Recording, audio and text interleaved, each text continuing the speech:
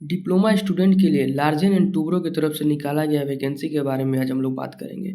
L&T जो company है बहुत ही एक फेमस कंपनी है ऑल ओवर इंडिया, जो कि diploma student, BTech student and other engineering student को हायर करता है अपने कंपनी में प्रोसेस के लिए। लेकिन यहाँ पे जो अभी वैकेंसी आया हुआ है वो डिप्लोमा स्टूडेंट के लिए आया हुआ है, जूनियर इंजीनियरिंग ट्रेनिंग।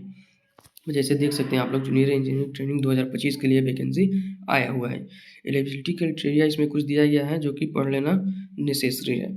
जिसमें जो फाइनल ईयर स्टूडेंट हैं जो 2025 में अपना डिप्लोमा कंप्लीट करने वाले हैं वो इस फॉर्म को फिल कर सकते हैं। और याद रखना कि वहाँ पर मिनिमम मार्क्स होना चाहिए डिप्लोमा के अंदर, 60% मार्क्स होना चाहिए। और उसके बाद यहाँ पे भी बात किया गया है कि कोई भी कैरी पेपर नहीं होना चाहिए, सभी पेपर उसका फाइनल मतलब कि क्लियर होना चाहिए। और उसका एज जो होना चाहिए 1 जुलाई 2025 तक 23 ईयर से ज़्यादा नहीं होना चाहिए। ठीक है, उतना एज के बारे में। फिर मेडिकल स्टैंडर्ड के बारे में बताया गया है। Medical standard as per company policy के हिसाब से यहाँ पे मेडिकल स्टैंडर्ड में लिखा गया है कि जो हाइट होना चाहिए मेल और के लिए 152 सेंटीमीटर होना चाहिए, और फीमेल के लिए 150 सेंटीमीटर होना चाहिए। जबकि वेट का बात किया गया है कि मेल्स कैंडिडेट्स के लिए 43 केजी होना चाहिए, जबकि फीमेल कैंडिडेट्स के लिए 38 केजी का होना चाहिए। और यहाँ पे आई साइट्स का भी बात किया गया है। नॉर्मल अगर आप ग्लासेस का यूज करते हैं तो उसमें प्लस माइनस 6 डायोप्ट्रेट्स का चल सकता है, उससे ज़्यादा नहीं होना चाहिए। और फिर उसके बाद बेसिक इन्फॉर्मेशन कुछ दिया है। इसको पढ़ने के बाद यहाँ पे आएंगे, यहाँ पे फॉर्म फिलिंग पर, तो वहाँ पे देखेंगे कि बेसिक डिटेल्स कुछ फिल करना है। यहाँ पे फ़ोटो ब्राउज़ करके अपलोड कीजिएगा, जो कि इस फॉर्मेट एक्सेप्टेड फॉर्मेट में होना चाहिए। मिनिमम 5 केबी का होना चाहिए, मैक्सिमम 200 केबी का होना चाहिए। इससे मतलब ज़्यादा रेंज का नहीं होना चाहिए, नहीं तो यहाँ पे एक्सेप्ट नहीं होगा, रिजेक्ट हो सकता है फॉर्म आपका। तो यहाँ पे ठीक से देख के कीजिएगा। उसको स्टेट अपना सेलेक्ट कीजिएगा, डिस्ट्रिक्ट सेलेक्ट कीजिएगा, नेम अपना डालिएगा, फिर ईमेल और मोबाइल नंबर और डेट ऑफ बर्थ, जेंडर डालिएगा। यहाँ से वेरीफाई होगा। फिर यहाँ पे जब आपका बेसिक डिटेल्स वेरीफाई हो जाएगा, उसके बाद आपका एजुकेशनल डिटेल्स मांगा जाएगा, जिसमें कि आपको 10th का परसेंटेज डालना है, 10th कब स्टार्ट हुआ था, मंथ एंड ईयर उसका डालना है।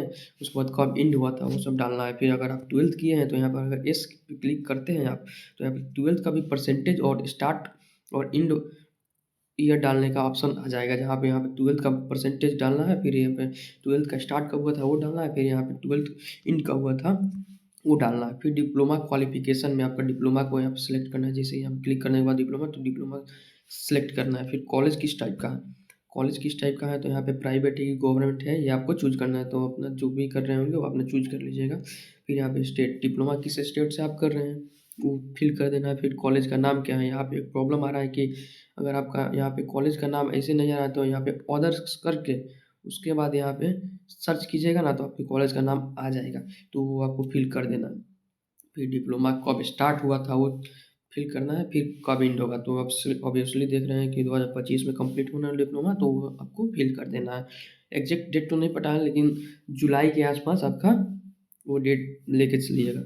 ठीक है, डिप्लोमा में marks up to 5th semester. अच्छा, यहाँ पे दिया है कि डिप्लोमा जो है उसमें मार्क्स या तो 3rd ईयर का कंप्लीट हो गया है तो यहाँ पे 3rd ईयर तक का परसेंटेज तो पता चल ही जाता है, वो फिल कर दीजिएगा। लेकिन और या तो आप अपेयरिंग है तो 5th सेमेस्टर में, 5th सेमेस्टर का एग्ज़ाम आप दिए होंगे, तो अभी रिजल्ट आया नहीं है। तो यहाँ पे बहुत सारे स्टूडेंट का प्रॉब्लम आ रहा है कि रिजल्ट आया नहीं है तो हम कैसे फिल करें इसको। तो आप एक काम कर सकते हैं यहाँ पे कि जो 4th सेमेस्टर का आपका रिजल्ट है वहाँ तक का एवरेज मार्क्स को आप यहाँ पे फिल कर सकते हैं।